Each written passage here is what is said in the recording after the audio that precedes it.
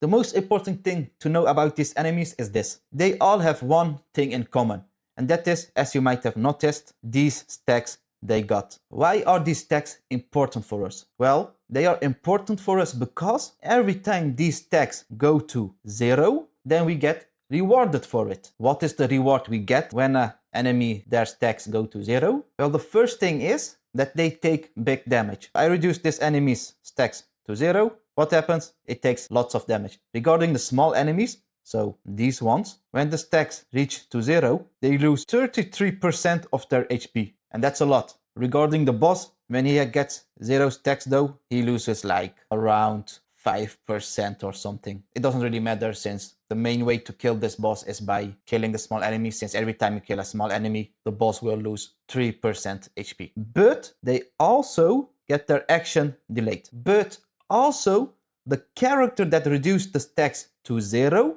gets little bit of energy. And now the question is, how do you remove the stacks to 0 to begin with? Well, every time you attack an enemy, they lose 1 stack. But there's also one thing we haven't discussed, and that is, how do the enemies get stacks to begin with? That's luckily simple. The enemies get stacks at the end of their turn. So if an enemy had 1 out of 3 stacks and their turn ends, they have 3 out of 3 stacks. So it always regenerates to the full amount.